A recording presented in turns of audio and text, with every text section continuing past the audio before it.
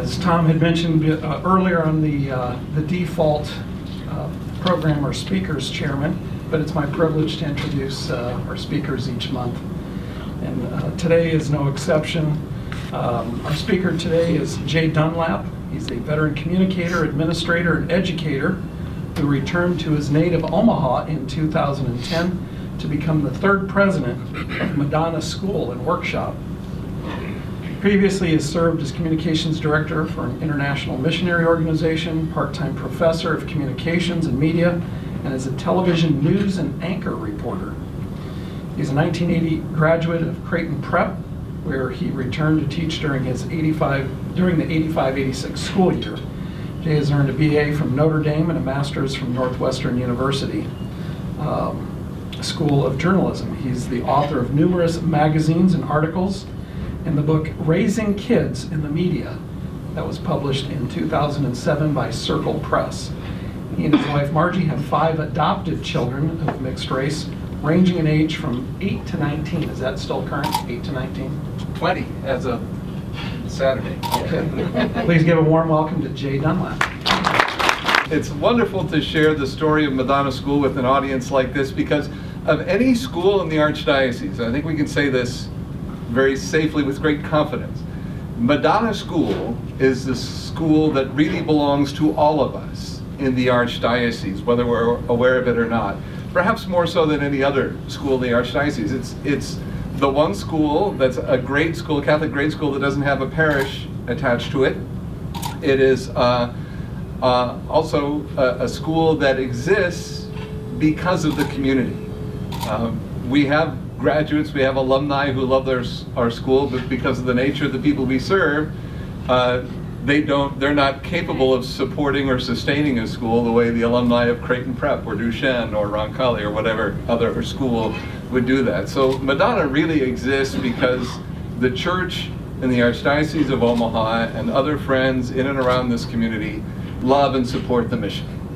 And the mission began in 1960 with Sister Mary Evangeline Randolph, Sister Evangeline, our foundress, who is a Sister of Mercy. She's 95 years old. She's still alive. She's with us at the Mercy Villa, but her health is very much failing, and she's really lost her memory. So she's a terrific soul. She is a Father Flanagan type, as I'll try to share with you in telling the story of how she brought Madonna into existence.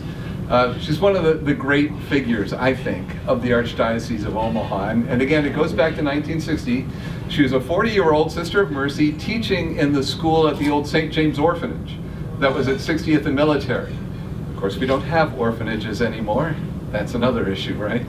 But in 1960, they decided to take the students from the orphanage out of their own school and have them attend schools in the community. So the orphans took some tests, and a couple of the students tested as having special needs, retarded in the parlance of the day. And Omaha Public Schools did not have a special education program at the time. So Sister had taken some graduate courses. She said, I'll teach these kids. And the word spread. And next thing you know, she had 25 other students from throughout the city of Omaha, just by word of mouth, come to her. And that's how, out of her generous response to the needs of these 2 orphans, a school was born that was originally called the Omaha Archdiocesan School for Exceptional Children. Which is a bit of a mouthful. It didn't fit very well on tuition checks, so she and the superintendent of schools at the time, Monsignor Roman Ulrich, looked into, well, they considered other names. And they came with Madonna, entrusting the care of the school and of the students who had served to our Blessed Mother. And that's why we're Madonna School. Founded in 1960, and the school for its first 10 years was in the old St. James Orphanage campus there at 60th and Military. That building's no longer around because in 1970 the fire marshal condemned the building. So Sister and the small Madonna community had to find a new home. And just a few blocks away at 62nd in Miami, there was a former Lutheran church that happened to be on the market. And some of the folks who had come to the fore over that first decade and helped support Madonna School, helped rally and helped Sister get that building. That's still noticeable for its bright red door. Bright red door was always kind of a symbol for the folks who were part of that Madonna structure for 34 years. It was there from 1970 to 2004. And so the Knights of Columbus, who from the earliest days and who have such a strong commitment to helping people with intellectual and developmental disabilities, those of you who are Knights and have been out there, handing out the Tootsie Rolls in front of supermarket doors, that's huge for us. It's one of the pillars that keeps Madonna going year in and year out. The Ancient Order of Hibernians, the Jolly Irishmen, have been part of Madonna support for decades and continue to do a Christmas party for our students every December that the kids look forward to like you wouldn't believe. And when Santa shows up, the love and excitement is so genuine. Some of those kids are like they're shot out of a cannon. They can't wait to go up and give Santa his hugs, I mean, just the nature of our student body. I get a whole lot more hugs than I'm worth, that's for sure. But it's part of the beauty of working with people with disabilities. We also have to try to tone that down. I mean, try to educate folks that you really shouldn't be hugging people right off the bat. You should be shaking hands, and it's all part of the education. But I mean, when little Sarah Platchett comes up and wants to give me her hug every day, how do I say no, right? Anyway, so in 1970, Madonna moved to that building at 62nd and Miami, and it was not a handicap accessible building. We've had students go through the school who started there. One young man just graduated this year. He started with Madonna when he was 5 years old. He's 21 now, just graduated from our program. And he was a thalidomide baby who was adopted by a family with a number of special needs children. So his legs only extend as far as the knee. So sometimes he's in his wheelchair. Most of the time he's got his prosthetics on and he's walking with his crutches. And he's got terrific muscle tone. He's a really strong young man. But when they were in the old building and there weren't ramps, he'd just get out and scoot his way up and down the stairs and just do it as joyfully as could be. Our faculty who are still with us, who taught in that school, still have kind of this romantic sense of what it was like to be in that building and to make do. Sister Evangeline, as she sustained the school and involved the community in all of that, at times it was like she was holding it together with duct tape and rubber bands, but she just made it happen. And when I won't say who the Archbishop was, you might, if you know him, you might recognize the personality, but when one of our archbishops came to town and was invited to a Madonna dinner, there was Sister Evangeline, and she was running everything, and she was emceeing everything, and she was like the auctioneer. She did everything, and the Archbishop was heard to say as he left the dinner, that nun must think she's the Pope or something. She just does everything. But that was her personality. That's how she made the school come to life. She retired in 2002, which was the same year that the school launched a campaign to build a more adequate campus. And again, thanks to this community, that happened. And that campus at 72nd and Reddick, about a block south of Manual Medical Center, opened in 2004. And the school has continued to grow. Over the last year and a half, we've added more than 5,000 square feet of additional educational space. One wing is dedicated to our program for young adults. Madonna really has 4 programs. There's the K through 12 special education school. There's what we call our Life Skills Transition program, which is for 18 to 21-year-olds. So that's working with 18 to 20-year-olds, basically college-age young people who are not going to be going to college, but this is Madonna U, if you will. And they're working on their independent living skills and their employability. We've teamed up with LaRue Coffee, and we have our own brand of coffee, Madonna Coffee, that we get the beans from LaRue.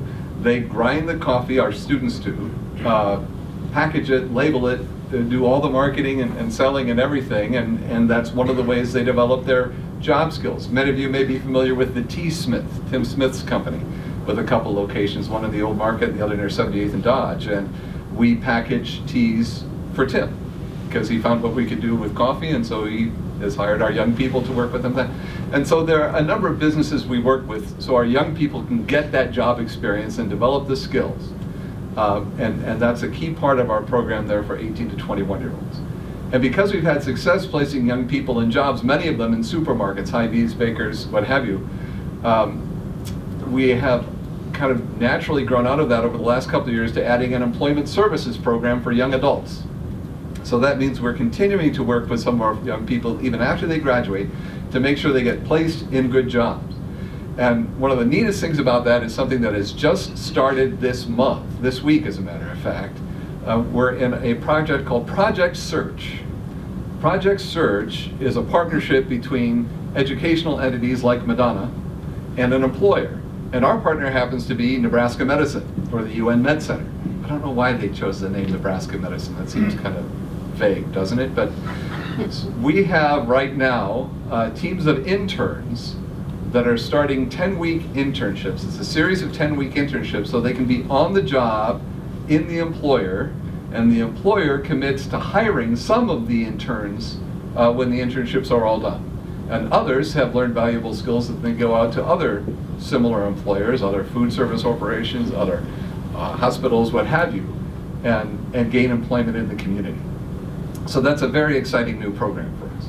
And then the fourth aspect of our program is the Madonna Workshop, a sheltered workshop for adults who are not ready for, maybe will never be capable of competitive employment in the marketplace.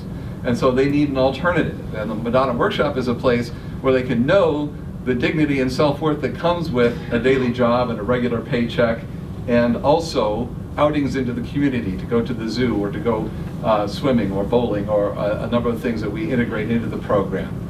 So this is Madonna School and Workshop. This is what we as the Church of Omaha, thanks to the inspiration of Sister Evangeline, have created and have as an outreach to people with special needs. We're not the only service provider, but we're a highly valued one. Let me tell you the stories of just a few of our students, and just to give you an idea of how this mission meets a need. We'll start with one of our younger students. He's still one of the youngest in the building. He's probably 8 years old now. He came to us as a 6-year-old, and it was interesting how his family found out about us. The folks at a number of the local Arby's franchises are very supportive of Madonna. They help us out with some of our major fundraising events every year, especially our golf event. And they even, when you go and get your Arby's meal in April and May, they'll ask if you throw in an extra $1 to support kids with special needs. Well, that's us. That's Madonna School. And this last year, doing that, they raised $50,000 for the school. So they're amazing and wonderful. But this family was in an Arby's, and they have this son, beautiful, blonde-haired, tow-headed boy, who's on the autism spectrum. Autism, is a diagnosis that's increasing. It is a disability that has to do with sensory processing. I guess the easiest way to help understand it is that the mind doesn't filter out things and can't focus. So if a person with autism were in this room, when we all came in and there were all sorts of conversations, the person with autism would go to the far corner to try to block that out because they couldn't focus on one conversation. A young woman with autism once described going to the mall and talking about how painful it was because there was noise and music in the hallway, in the main corridor, but there was also the noise and the music come from each store. And as she would go through, she knew as a teenager she wanted to be in the mall because that's where all the teenagers went, but just the process of walking through the mall was terribly painful because her system couldn't focus and filter out all the noise until it became just overwhelming. Well, so here's little David, a little sweet blonde-haired boy on the autism spectrum. And when he came to us, he could probably take 3 or 4 steps before he'd have to be back in his wheelchair. And the wheelchair he had, we also had kind of a bike for him that had the big handle on it, but he could turn the pedals so that he could develop his leg strength. And in the first few weeks he was with us, it was difficult for us to see progress. We had a new principal at the time. The principal was concerned that we were not meeting this young man's needs. So about a month and a half after he had come to the school, we had a meeting with the parents. And when we said we were afraid we might not be meeting his needs, they just broke down in tears and shared all the things that they were experiencing as a family and all the things they were seeing for him and what a different experience it was for him and for their family to have him in Madonna School. I use a term that comes from our parents. They call it the Madonna magic. And it's a place, I think it comes from having a loving, caring, Christian, positive environment for the kids, which is what Sister Evangeline created from the first and what we're entrusted with sustaining. So after that meeting, we all pulled back, and it's been wonderful to have David in the school, and here's a young man who now can walk the length of the building on his own. When he first came to us, he could only take those 3 or 4 steps. And so you see the progress in beautiful ways.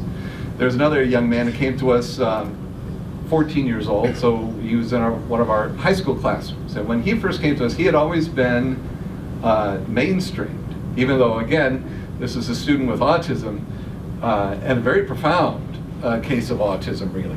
And his way of trying to deal with the circumstances in the classroom is he would hide under a table. Now, he's not a small guy. He's probably about 6 feet tall and heavier set. And so you get this young man who's going under a table, and you're trying to get him out. It was not easy. And there were weeks and even months of struggle trying to help this young man understand his environment, his place in the environment, and how to properly behave and receive instruction in a classroom environment. Well, he's never under the table anymore. And I can see him in the hallway and greet him, and he'll look me in the face, which is a huge achievement for someone on the autism spectrum, especially of his severity. And his mother sent the most beautiful thank you letter to the school at Thanksgiving, just listing off the kinds of things that have made such a difference for him. And there are things you might not ever think of. There are things like actually being invited to birthday parties, having a principal who gets them, having a teacher who is patient and careful and truly individualizing the education. And the list went on. It was very moving. And, you know, I sit in my office and I try to make sure we've got the people there, and I'm trying to make sure we have the money and that the lights are on and we're meeting payroll, and it's the folks in the classrooms who are making these things happen. And it's just very exciting to receive those messages and to be able to share them with the people in our community. One more story of another student. This is a young lady who, she, again on the autism spectrum, and her situation is that when she gets anxious, she gets loud and very active, and she's got to let that steam out. It's something that, again, is common among people in autism. Sometimes the tension's just going to build and they need an outlet. Well, one of the kind of the rock stars of our faculty is a music therapist. Music therapy is different from music instruction because music therapy, you're using music to achieve non-musical goals. Best success story we have is a young man who was Down syndrome, nonverbal, but through music therapy over a year and a half, starting at age 15, by the time he was 16 and a half, had learned enough sign language through music therapy to be able to initiate conversations for the first time in his life. That's the power of music, tapping into otherwise hidden potential. Well, for this young lady that I'm speaking of, she would get very worked up. She continues to get very worked up, and she can't function in the classroom when she's kind of experiencing the high anxiety. So what we found is if she goes with the music therapist, what the music therapist will have her do is sit down at the drums, and it's a regular drum set like you'd have in a rock band, right?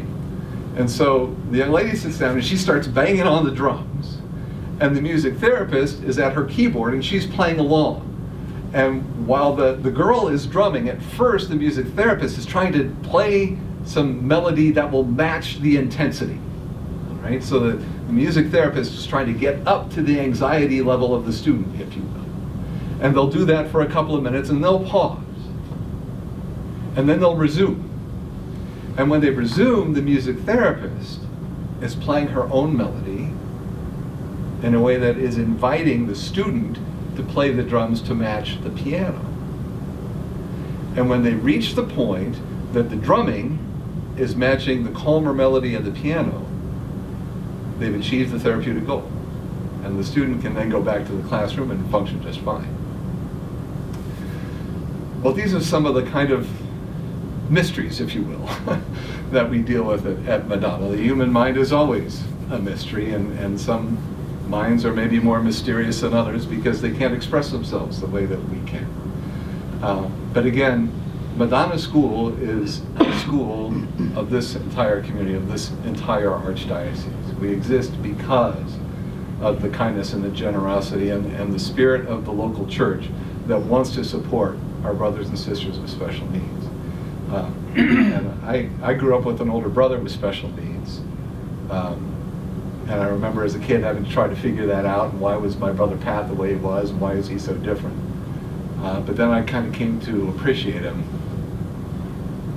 And, well, he was the best man at my wedding and one of my best friends for life, right? So it's that blessing of my brother which helped draw me to Madonna. Somehow, you know, as Jeff was saying, God will give you those kicks and nudges that maybe put you where you're supposed to be, at least for the time being, right? So, very blessed to be part of the Madonna mission, as are all of you. So thank you. We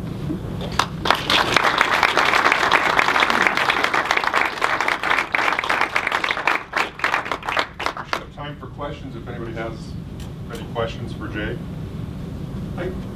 Real simply, Jay, what's, in broad terms, how are your operations funded? Is it tuition-based? Is it all Knights of Columbus-based or donations? It's because we have the 4 different aspects. The different parts of the organization are funded different ways. The total budget this year is about $2.1 million. If I start with the workshop, so our oldest adults that we're working with, just about all of them receive state support through the Department of Disability Services. And they also are fulfilling work contracts for local businesses, Midwest Woodworkers, Maxline Walker, a company called Metabadge, and some others. So that's actually a self-sustaining part of the organization. They pay for themselves. The employment services, again, because you're working with adults 21 and over, they too can receive supports from the state. So again, that is a self-financing part of the organization through the state money that follows the individual into the program. For our K through 12 school and our transition program for 18 to 21-year-olds, those are both tuition-based. Tuition K-12 is about $42.50 a year. Transition tuition is $5,000 a year. But the actual cost per student is closer to $17,000. So that's why the main part of my responsibility is development for the organization, and of that $2.1 million, we have to raise about $800,000 a year.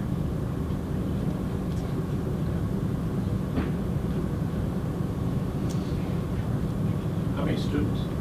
Well, we're serving 115 individuals right now, which is a record for us, thanks to I mentioned that expansion. So previous highest number we'd ever had on the school campus was 65. We're up to 75 this year, with room for a couple more, and another 40 adults at the workshop. So the numbers are so small because we try to keep it to a maximum of 10 students in a classroom, with at least one teacher and at least one aide. Especially our youngest students, some of whom are not potty trained even at 6, 7, 8, 9 years old. Sometimes we have to have more than one aide in there to help with those students. A very, employee-heavy cost. Right. Yes, Charlie. Jay, what, as far as future goals, do you intend on continuing to expand and so on and so forth?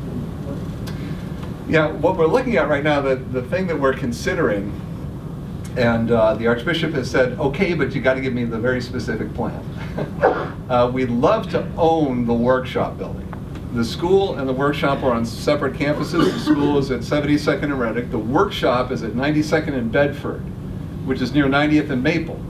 If you think of where there's a Burger King there, and then there's another kind of outbuilding of the shopping center, and behind that, so kind of 2 buildings removed from 90th Street, is where our workshop is. It's a building that had been a Kaplan University series of classrooms for many years. And so we're there, and it's a nice building, and it's well suited to our needs. It's the right size, but we don't own it. We pay rent, and that means we're paying property taxes, and as a nonprofit entity, we'd really like to either own that building or build our own. And it would certainly cost a lot less to buy that building than to build new, but if we built new, we'd be able to build to our specifications. So that's the thing that's the next big project, is how are we gonna eliminate that cost? You know, if we were to buy the existing building, it would be essentially like creating an endowment, you know, for a third of the cost of the endowment. You know, it'd be like having to spend $500,000 and get the benefit of a $1.5 million endowment, right? So.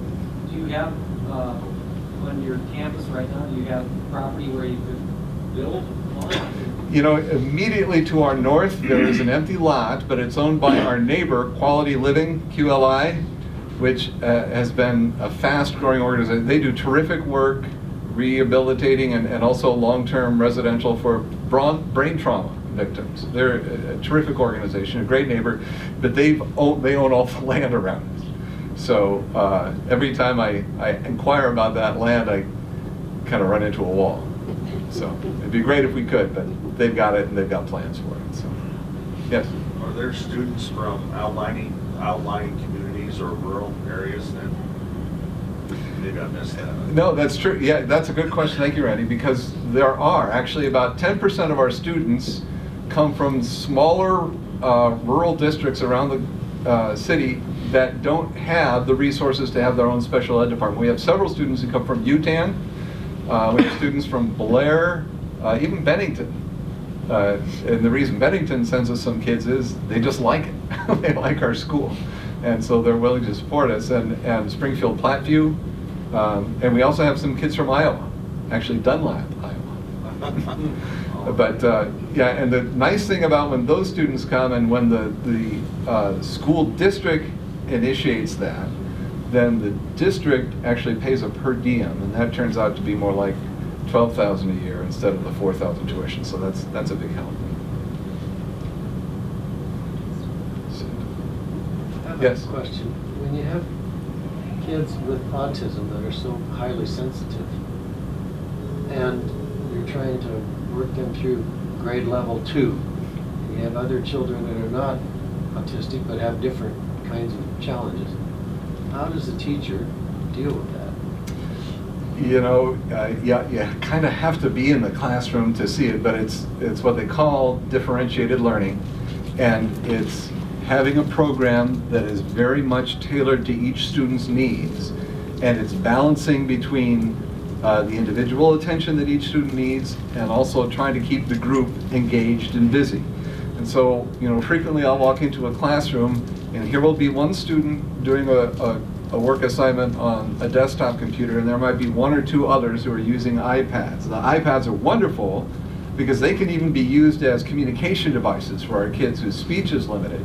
The challenge with that is they're great toys as well, so you got to make sure that the kids are focused on using it appropriately, right? But then you'll have others in the class who can be doing a writing task, and you'll see the teacher and the aide each working with either individuals or small groups, and they just keep moving.